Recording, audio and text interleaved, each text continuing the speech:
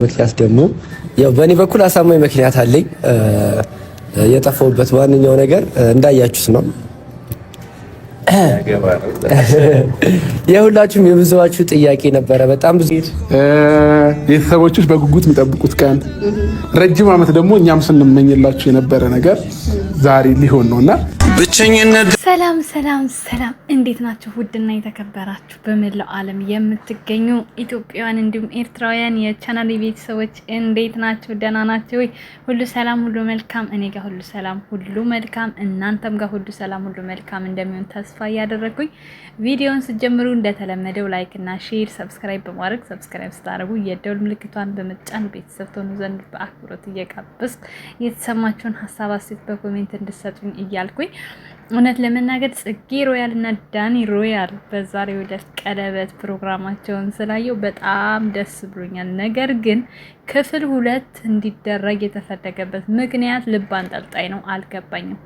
ምናልባት ጽጌ አልፈልግም ብላ ወደኋላ ተሸሽ ይሆን? ቤተሰብ በጣም ያሰጋኝ ጉዳይ ነው። ምክንያቱም በዛሬው ቢያንስ የሆነ ነገር ሊያሳዩን ይገባ ነበር። በእውነቱ ሊያሳዩን ይገባ ነበር። እንደዚህ ልባችንን እንዳንጠለጥላችሁ የሚያንጠለጥል ነገር ይዘዝባችሁ። ሌላ ምንም ልላችሁ አልችልም። እውነቴን ነው የምነግራችሁ፣ እውነቴን ነው በእውነቱ።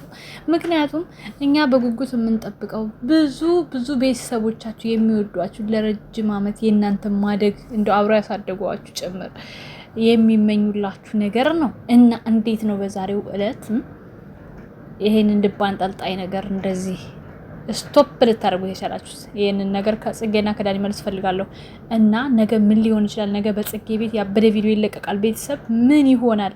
እምቢ ብላ ወደ ኋላ ትሄድ ይሆን? የሴት ወጉን ታደርስ ይሆን ጽጌ? ወይንስ ካንተ ውጪ ወደ ውጪ እሺ ብላ እጇን ትሰጠው ይሆን የሚለውን ነገር በጉጉት የምናይበት ነው ቤተሰብ።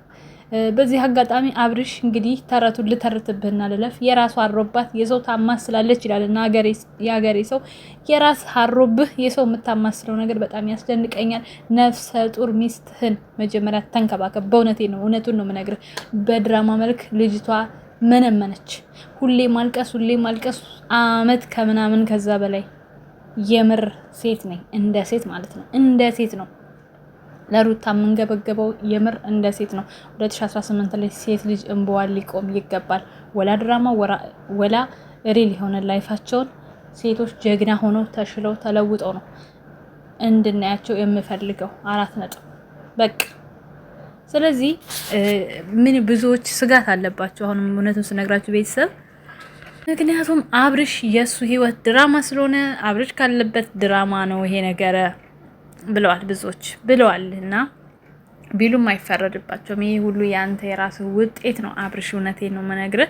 ሰዎች እንዳያምኑ እያደረክ ያለው አንተ ራስህ ነህ። ሁልጊዜ ድራማ፣ ሁልጊዜ ህይወታችሁ ድራማ ስለሆነ በቃ ሰዎቹ እየሰለቹ መጡና አንተ የምገባበት ሁሉ ድራማ እንደሆነ እያደረጉ ነው። ስለዚህ መጀመሪያ የራስን ቤት ማስተካከል ይቀድማልና ያንተን ቤት፣ ያንተን ህይወት፣ ያንተን ቀለበት እያወለቀህ የሌላ ቤት ቀለበት ማስደረግ ምንም ለኔ አይታየኝም። በእውነቱ ነው የምነግራችሁ፣ እውነቴን ነው። እና ትዳርን ሰብስብ አብርሽ። በቃ ሩታም ይበቃታል። እንደ ጉድ አገር ገንፎ እናንተ። እኔ ለእነዚህ ሲገርመኝ እንደው ምን ጉድ ነው እያልኩ ስል ጭራሽ የኛ ቤት ጉዶች ደግሞ እነናሂም ጀምረውላችሁ ቁጭ አሉ ናሂ ታበላሽቶ ቁጭ። ይሄ ሁሉ ሰው ጥሩ ሲሰራ አለማየታችን የኛ ውጤት ነው ጋይስ። ይሄ የኛ ውጤት ነው። እየመረረን የምንወጣው ነገር የኛ ውጤት ነው። ምክንያቱም ልጆቹ ጥሩ ነገር ሲሰሩ ብናይ ኖሮ ዛሬ ላይ እነሱ እንደዚህ የረከሰ የቆሸሸ ስራ ይዘውልን አይመጡም ነበረ። ዝሙትን አያስተምሩም ነበር ለትውልድ። እውነቱን ስነግራችሁ ማለት ነው። እኔ አሁን በእነናሂ ቪዲዮ በጣም እያዘንኩኝ ነው፣ በጣም እያፈርኩኝ ነው። ከነሱ የማይጠበቅ ነገር ነው። የሰው ልጅ በስጋው ደሙ ሲጋባ እኮ ህይወቱ ድራማ እንዲሆን አይደለም። እውነቱን ስነግራችሁ ህይወታችሁ ላይ ለውጥ ማምጣት መቻል አለባችሁ። በጣም ያሳፍራል፣ በጣም ያሳዝናል። እና አሁንም አብርሽ ይኸው እንግዲህ የራሱ ቤት እዛ ፈርሷል። እዚህ ጋር ቀለበት ሊያስደርግ መጣ ማለት ነው። ይገርማል። ዓለም ይቺ ዓለም ተዘዋዋሪ ናት፣ ተገላቢጦሽ ናትና ለማንኛውም እኔ የጽጌና የዳኒ ፕራንክ እንደማይሆን ተስፋ አረጋለሁ። ምክንያቱም ይሄ ሁሉ ዲኮር ምናምን በርግጥ ማስታወቂያ እግረ መንገድ ማስታወቂያ ሊሰሩበት ፈልገው ሊሆን ይችላል። ግን ደግሞ እኔ በአሁኑ ሰዓት ድራማ ይሆናል ብዬ በፍጹም አላስብም፣ እውነቱን ስነግራችሁ ማለት ነው። ለምን የብዙ ጊዜ ጥያቄያችን ነው። እነሱም ብዙ ጊዜያቸው ነው በጓደኝነት አብረው ሲኖሩ ማለት ነው። ወደኛ ያልተገለጸ ነገር ነው እንጂ እነሱ አሁን አይደለም የሚፋቀሩት። ምክንያቱም አብሮ አደግናቸው፣ ብዙ ነገር አሳልፈዋል። ዳኒ በተለይ ለጽጌ በጣም ብዙ መስዋዕት ከፍሏል። እዚህ አንዳንዶች እንደምትሉት ምናምን አይደለም። ዳኒ በጣም ጎበዝና የዋህ ልጅ ነው፣ ትህትና ያለው ልጅ ነው፣ እውነቱን ስነግራችሁ ማለት ነውና የፍራቱ ብዛት አማተበ። ዛሬስ አማተበ ማለት ነውና የጽጌ ፊት በጣም የተኮሳተረ ፊት ነውና የስጋት ፊት ነው። አናቅም ምን ሊፈጠር ይችላል የሚለውን ነገር የምናየው ከቪዲዮ በኋላ ማለት ክፍል 2 በሚለቀቀው ቪዲዮ ነው። ነገ በጽጌ ቤት ይለቀቃል ብዬ ተስፋ አደርጋለሁ። እንዲሁም ደግሞ እናንተም እስኪ ገንቢ አስተያየት ጻፉላቸው። እኔ በበኩሌ ይሁን ብለናል፣ እኛም ወደናል፣ ልጃችን ሰተናል ብያለሁ እና በቅርቡ ሰርግ እንጠብቃለን። ሚያዝያ ላይ እድሜ ጊዜ ማቃጠል አንፈልግም እኛ። በቃ አብራችሁ ወልዳችሁ ከብታችሁ ማየት እንፈልጋለን። ይሄ የሁላችንም መልካም ምኞት ስለሆነ ባጭሩ ልጅቷ እና ልጃችንና ልጁ ጋብቻቸውን በቅርብ ጊዜ እንዲፈጽሙልን ስንል እናሳስባለን። በቃ የምር እኔ እየተጣሉ ራሱ ደስ የሚሉ ፋሚሊዎች ቢኖሩ እነሱ ናቸው። ሰው በጸብ እንዴት ይደስታል? በቃ ጸባቸው ራሱ ጭቅጭቃቸው ራሱ በጣም የሆነ የሚስብ ነገር አለው፣ ደስ የሚል ነገር አላቸው። ለዛ ያለው እነሱ ከሰው ሲቀይጡ ነው የማያምረው ስራቸው፣ እውነቱን ስነግራቸው ማለት ነው። ብቻቸውን ከሰሩ በቃ ሁሌም ከልጅነት ከበፊትም ጀምሮ ስናያቸው ማለት ነው፣ ከረጅም ዓመት በፊት ራሱ ስናያቸው በቃ ደስ የሚል እንትን አላቸው እና ከሰው ጋር መቀየጥ የለባቸውም። በቃ እንደዚሁ ከናብሽም ጋር ቢገናኙ እንደዚሁ ለሆነ ፕሮግራም እንጂ ለድራማ ለስራ ምናምን አያስፈልግም። ከዚህ በፊት ታውቃላችሁ ከአብሽ ጋር በሰሩት ቪዲዮ ስንት አይነት ውርጅብኝ እናንተን እንደወረደባቸው ማለት ነው አይታችኋልና፣ ስለዚህ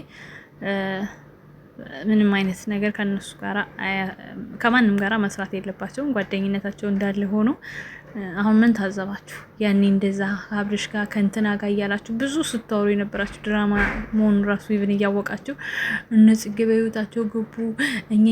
አብርሽና ጽጌ በነገራችን ላይ ጽጌ ዳኒ የሚተዋወቁት አብርሽ አዲስ አበባ ከገባ በኋላ ነው። እውነቱን ስነግራችሁ የድሮ ፍቅረኛ ምናምን እያላችሁ ድሮ ስትንጫጩ የነበራችሁ ማለት ነው። ዛሬ ላይ ምን ትላላችሁ? ግልብጥ እኮ ነው። አቤት ሰው እኮ ማለት ነው እንደ ህብረም ጠጭጣ እኮ ነው የሚገላበጠው ባህሪውና አመሉ። የምሬን ነው የምነግራችሁ። ምክንያቱም እንደዛ ብሎ በአንድ ሳምንት ውስጥ ግልብጥ ብሎ ሌላ ታሪክ ነው የሚያወሩት እና ለሰው ሞት አነሰው ይላል ማን ያለች ቀበሮ ነው። እናማ እነሱ ሁሉን እያለፉ ጓደኝነታቸው እንደምታዩት እንደተጠናክሮ ቀጥሏል እላችኋለሁ።